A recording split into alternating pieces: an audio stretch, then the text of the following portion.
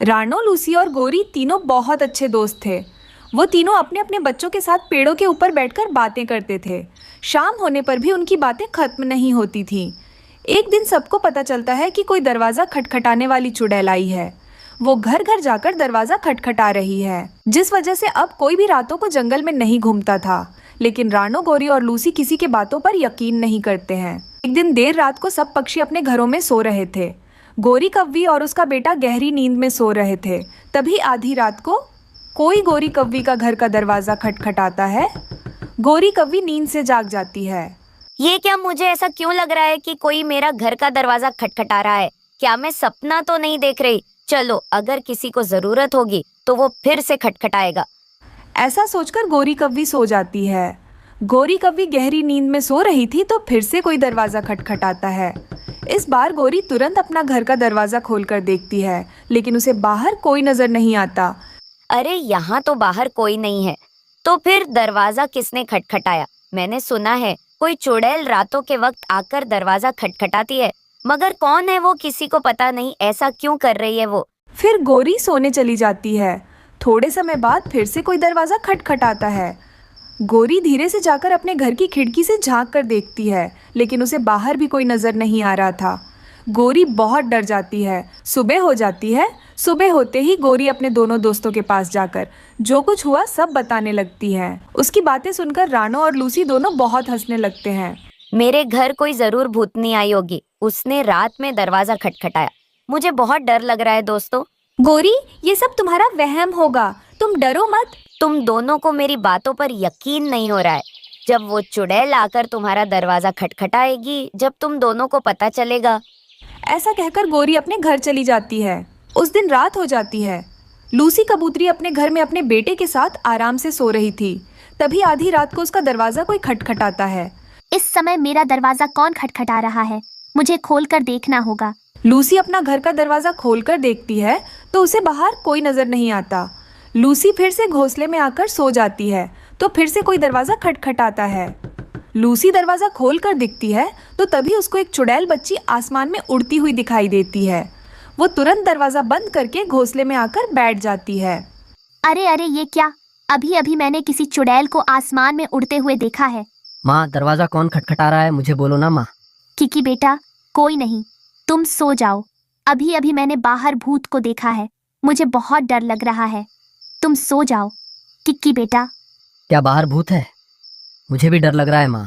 तुम आकर मेरे साथ सो जाओ माँ। उस रात माँ बेटा दोनों जगते रहते हैं। वो दोनों अब सोने से डर रहे थे। सुबह होते ही लूसी अपने दोनों दोस्त को अपने घर बुलाती है। वो उन दोनों को सब कुछ बताती है जो उसके साथ हुआ था। अरे लूसी, मैंने तो अभी तक उस चुड़ैल को नहीं देखा, लेकिन तुमने देखा है। अब तो तुम मुझ पर भरोसा करती हो ना? हाँ दोस्त, वो एक चुड़ैल बच्ची है। वो यहाँ क्यों आ रही है? मुझे कुछ नहीं पता वो ये क्या चाहती हैं। अगर ये सब सच है तो वो चुड़ैल आज रात मेरे घर आ सकती है। तुम दोनों आज रात मेरे घर पर ही रुकना, फिर आगे क्या करना है मैं तुम दोनों को बताती हूँ। उस रात वो तीनों रानो के घर चुड़ैल आने का इंतजार कर रहे थे। आधी रात होते ही रानो चिड़िया का दरवाजा फिर से कोई खटखटाता है। कोई भी दरवाजा खोलकर देखने के लिए तैयार नहीं था। रानो धीरे से खिड़की में बैठकर बाहर देख रही थी। तभी वो देखती है कि एक चुड़ैल बच्ची उनका दरवाजा खटखटा रही है। मुझे छोटे छोटे बच्चे चाहिए। मेरे साथ तुम्हारे बच्चों को भेजो, मैं उनके साथ खेलना चाहती हूँ। दरअसल वो चुड़ैल बच्चों को लेने के लिए वहाँ आई थी। सभी एक एक करके उस खिड़की से चुड़ैल को देखने लगते हैं। डर के मारे सब छिप जाते हैं। हम उस भूत को कैसे भगाए? वो हमारे बच्चों को लेने के लिए यहाँ आई है। वो जरूर कोई इंसान की बच्ची होगी जो अब चुड़ैल में बदल गई है। दोस्तों, हम सब एक काम करते हैं। हम सब मिलकर भूत के सामने हनुमान चालीसा पढ़ते हैं। फिर भूत कभी नहीं आएगी। फिर वो सभी एक साथ दरवाजे के पास आकर हनुमान चालीसा पढ़ने लगते हैं। चुड़ैल को हनुमान चालीसा सुनना सहन नहीं होता। वो तुरंत वहाँ से भाग जाती है और फिर कभी लौटकर वहाँ नहीं आती। ये जानकर वो तीनों बहुत खुश हो जाते हैं। रानो के दोनों दोस्त लूसी और गोरी उसकी बहुत तारीफ करने लगते हैं। इस तरह फिर से वो सब खुशी खुशी से रहने लगते हैं। बारिशों का मौसम शुरू हो गया था। रानो चिड़िया ने तो बारिशों के लिए पूरी तैयारी कर ली। उसने पक्का घर भी बना लिया था और घर में ढेर सारा भोजन भी जमा कर लिया था। कालू जी, गर्मी तो हम दोनों ने यहाँ वहाँ मजे से काट ली, अब इन बारिशों का क्या होगा? क्या बात है गौरी, अभी तक बारिश क्यों नहीं हो रही? वैसे मुझे बारिश का मौसम बहुत पसंद है। कौवे ने ऐसा बोला ही था, तभी जोरों की बारिश शुरू हो जाती है। गोरी कौवी जल्दी से घर के अंदर चली जाती है, लेकिन कालू कौवा तो बारिश के पानी में नहा रहा था। गौरी, तुम भी जल्दी से बाहर आ जाओ, बारिश में नहाने का मजा ही कुछ और है। कालू जी, ये सब काम आप ही करना, मुझे बारिश में नहीं नाचना है। गोरी को बहुत तेज भूख लग रही थी, लेकिन घर में खाने के लिए कुछ भी नहीं था। मुझे तो बहुत भूख लग रही है, लेकिन मेरे पति पागल हो गए हैं जो बारिश में नाच रहे हैं। अब मुझे ही भोजन का कुछ ना कुछ करना पड़ेगा। फिर गोरी भोजन के लिए बारिश में उड़ रही थी, तभी वो बुलबुल के घर से खिड़की में से झांक रही थी। उसके घर में ढेर सारा भोजन था। वो तुरंत कालू के पास आती है और कौवे से कहती है, कालू जी, बुलबुल के घर में ढेर सारा भोजन रखा हुआ है, आप जाकर बुलबुल से बातें करना, मैं खिड़की के रास्ते भोजन चुरा लूंगी।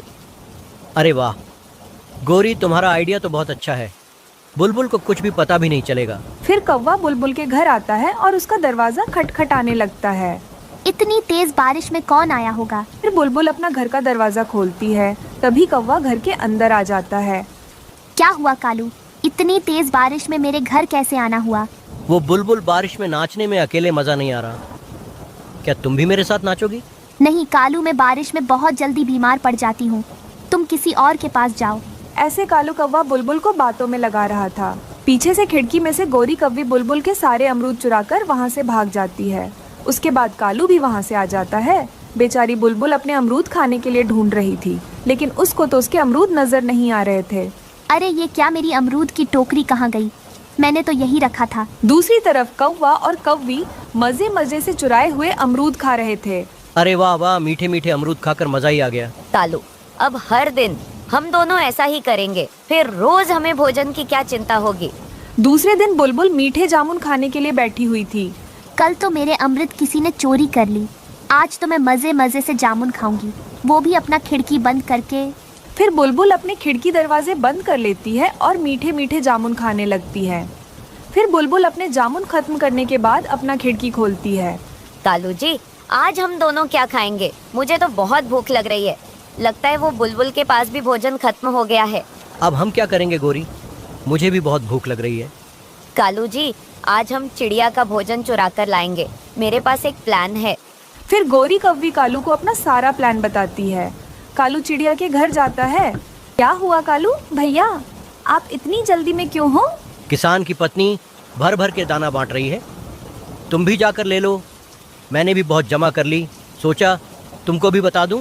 कालू भैया, मेरे पास तो पहले से ही भोजन जमा है, इसीलिए आप ही लाए। अरे चिड़िया, माना कि तुम्हारे पास ढेर सारा भोजन जमा है, आगे के दिनों के लिए क्या करोगी? अगर ये बारिश नहीं रुकेगी तो जाओ, जाकर भोजन लेकर आओ। फिर रानो, चिड़िया को कालू की बात ठीक लगती है, वो उसके साथ भोजन लेने के लिए चली जाती है। पीछे से गोरी कौवी चिड़िया के घर आती है। गुड़िया, तुम्हें तुम्हारी माँ ने बुलाया है, दाने का वजन बहुत ज्यादा हो गया है, इसलिए तुम भी अपनी माँ के पास जाओ और उनकी मदद करो। ये सुनकर गुड़िया इंसानों के बस्ती की तरफ चली जाती है। फिर गोरी कौवी जल्दी से चिड़िया के घर आती है और सारा भोजन चुराकर वहाँ से भाग जाती है। कालू भैया, आप मुझे यहाँ क्यों लेकर आए हो? यहाँ तो कोई नहीं कहा है किसान की पत्नी। वो किसान की पत्नी चली गई होगी, वो क्या है ना, बारिश हो रही है ना शायद, इसलिए चलो हम घर वापस चलते हैं। वो दोनों घर वापस आ ही रहे थे, तभी धीरे धीरे उड़ती हुई गुड़िया नजर आती है। अरे गुड़िया बेटी, इतनी बारिश में तू यहाँ क्यों आई है? फिर गुड़िया अपनी माँ को सारी बात बताती है कि गोरी ने कैसे उसे यहाँ भेजा है। गुड़िया के ऐसे कहते ही कालू कौवा समझ जाता है और वहाँ से भाग जाता है। घर जाकर दोनों पति पत्नी बहुत खुश हो रहे थे। अरे मुझे तो पता ही नहीं कि वह छोटी चिड़िया ने अपने घर में इतना ज्यादा भोजन जमा कर रखा है। हाँ कालू जी, अब तो हमारे मजे ही मजे हैं। बारिश के मौसम में हम दोनों आराम से बैठकर भोजन खाया करेंगे। गुड़िया, मुझे अब समझ में आया कि गोरी और कालू ने हमसे झूठ बोला। उन्होंने हमारे घर का सारा भोजन चुरा लिया। माँ, अब हम दोनों क्या खाएंगे? गुड़िया बेटी, मैं उनके पास जाती हूँ और अपना भोजन वापस मांग कर ले आती हूँ। फिर रानू उनके पास जाती है और अपना भोजन वापस मांगने लगती है। कौवो, मेरा भोजन मुझे वापस कर दो, मैंने कितनी मेहनत से भोजन जमा करके रखा था। चिड़िया, मैं तो तुम्हारे साथ ही था और गोरी घर में थी, कोई और चुरा कर ले गया होगा। हम पर चोरी का इल्जाम मत लगाओ। रानो चिड़िया सब समझ जाती है और वहाँ से वापस आ जाती है। मेरी बेटी भूखी ही सो जाएगी अगर मैं उसके लिए दाना नहीं लाई। एक काम करती हूँ, मैं किसान की पत्नी के पास जाती हूँ और वहाँ से एक अमरूद तोड़कर ले आती हूँ। चिड़िया वहाँ जाती ही उस पेड़ पर एक भी अमरूद नहीं था। किसान की पत्नी चिड़िया को देख रही थी और वो जल्दी से उसके पास आती है। क्या बात है चिड़िया, तुम इतनी तेज बारिश में यहाँ क्यों आई हो? फिर चिड़िया सारी बात किसान की पत्नी को बताती है। अरे चिड़िया रानी, तुम परेशान मत हो, ये बारिश का मौसम है, भोजन मिलना बहुत मुश्किल है। जब तक बारिशें रुक नहीं जाएगी तुम रोज मेरे पास आकर भोजन ले जाया करना। मैं हर दिन तुम्हें भोजन दे दूंगी। माँ जी, आपका बहुत बहुत धन्यवाद मेरी मदद करने के लिए। फिर किसान की पत्नी कुछ चावल चिड़िया को दे देती है। चिड़िया खुशी खुशी से उन चावलों को अपने घर ले आती है। ऐसे ही दिन गुजरने लगते हैं। अब हर दिन चिड़िया किसान की पत्नी से ही भोजन ले आती थी। एक दिन ये बात कौवों को भी पता चल जाती है। वो दोनों जल्दी से किसान की पत्नी के पास जाते हैं भोजन लेने के लिए। अरे ये तो वही कौवे हैं जो छोटी चिड़िया को सताते हैं। आज तो मैं इन दोनों को सबक सिखाकर ही रहूंगी। फिर उन दोनों की खूब पिटाई करने लगती है। मां जी, आप हमें क्यों मार रही हो? हम दोनों ने आपका क्या बिगाड़ा? बेशर्म, तुम दोनों हमेशा बेचारी उस छोटी चिड़िया को सताते रहते हो। बेचारी ने कितनी मुश्किल से बारिशों के लिए भोजन जमा करके रखा था, लेकिन तुम दोनों कौवों ने इतनी आसानी से उसका भोजन चुरा लिया। अब मैं तुम दोनों को उसकी सजा देती हूँ। ऐसा कहकर किसान की पत्नी उन दोनों की ओर पिटाई लगाती है और बिना भोजन दिए ही वहाँ से भगा देती है। ऐसे उन दोनों को चोरी करने की सजा मिलती है। फिर वो दोनों रोते रोते ही वापस अपने जंगल लौट जाते हैं। मम्मा, आज मेरा नूडल्स खाने को दिल कर रहा है। मुझे मसाले वाली नूडल्स बना दें। गुड़िया बेटी, सच बताऊं तो आज मेरा भी नूडल्स खाने को दिल कर रहा था। ये लो 50 रुपए और कबूतर चाचा की दुकान से एक पैकेट नूडल्स का ले आओ। गुड़िया खुश हो जाती है और अपनी मम्मा से 50 रुपए लेकर कबूतर चाचा की दुकान की तरफ चली जाती है। कबूतर चाचा, ये ले पैसे और मुझे एक पैकेट नूडल्स का दे दें। रुको बेटी, मट्टी लगी हुई है, पैकेट पर मैं साफ करके देता हूँ। कबूतर गुड़िया को एक पैकेट नूडल्स का साफ करके दे देता है। गुड़िया वो नूडल्स का पैकेट लेकर अपने घर की तरफ जाती है। रास्ते में भूखा जग्गू कौवा गुड़िया को देख लेता है। गुड़िया रुको। हाँ बताओ जग्गू, जल्दी बताओ। चलो हम झरने पर जाते हैं। नहीं, मेरी मम्मा मेरा इंतजार कर रही है। मैं ये नूडल्स लेने आई थी। मुझे घर जाना है। पहले मैं नूडल्स खाऊंगी, फिर बाद में हम झड़ने पड़ जाएंगे। गुड़िया, तुम्हारे पीछे भूत है। गुड़िया अपना मुंह दूसरी तरफ करती है तो जग्गू कौवा गुड़िया का नूडल्स का पैकेट उठाकर भाग जाता है। गंदा जग्गू कौवा, जग्गू गंदा है। गुड़िया रोती हुई अपने घर चली जाती है। मम्मा, मैं ये नूडल्स का पैकेट गुड़िया से छीन कर लाया हूँ। मुझे जल्दी से ये नूडल्स बना दें। जग्गू बेटा, वो चिड़िया फिर रोती हुई आ जाएगी। जब वो आएगी तो आप उसे डांट कर भगा देना। आपसे तो सब डरते हैं। पता है मेरे बेटे को कि मुझसे सब डरते हैं। अच्छा, तुम मुंह हाथ धो लो, मैं नूडल्स बनाती हूँ। मम्मा, वो जग्गू का बच्चा आज फिर मेरा नूडल्स का पैकेट छीनकर भाग गया है। गुड़िया बेटी, कई बार कहा है उस दुष्ट कौवे से दूर रहा करो, क्यों उसके पास जाती हो? पति जी, मैंने यहाँ एक नूडल्स का पैकेट रखा था, वो कहाँ है? वो तो मैंने रानो चिड़िया की बेटी गुड़िया को दे दिया है। वो पैकेट तो एक्सपायर हो गया था मैंने, इसलिए तो वो पैकेट यहाँ रखा हुआ था। अब जल्दी से जाओ, ये फ्रेश माल से नूडल्स का पैकेट ले जाओ और चिड़िया को दे आओ।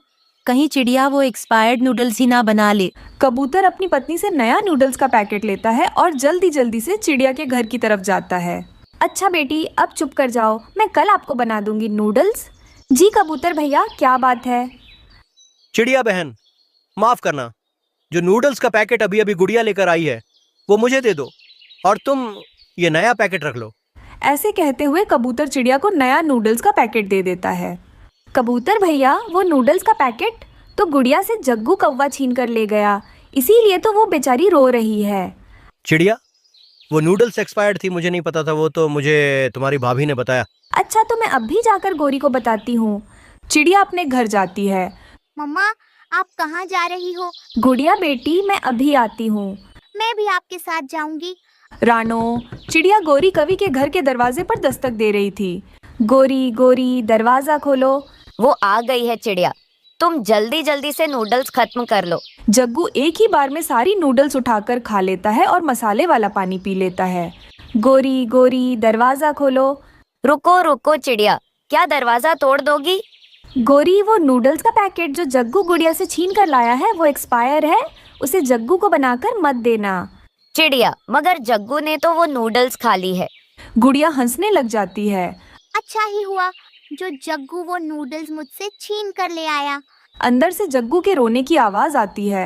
मम्मा मम्मा जल्दी अंदर आओ, मेरे पेट में बहुत दर्द हो रहा है मम्मा, मैं मर जाऊंगा। वही हुआ जिसका मुझे डर था। गोरी घर में जाती है। जग्गू बेटा कहाँ है दर्द? मम्मा यहाँ यहाँ है। गोरी, तुम जग्गू के पास ही बैठो, मैं अभी बुलबुल को बुलाकर लाती हूँ। चिड़िया बुलबुल को लेने चली जाती है और गुड़िया गोरी आंटी के घर में ही बैठ जाती है। जग्गू तो रोए जा रहा था। जग्गू जग्गू, वो नूडल्स तो एक्सपायर्ड थी, अब तुम्हारे बड़े वाला टीका लगेगा।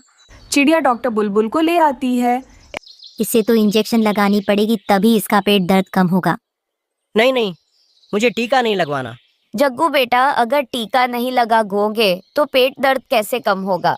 फिर बुलबुल डॉक्टर जग्गू को बड़ा वाला इंजेक्शन लगाती है।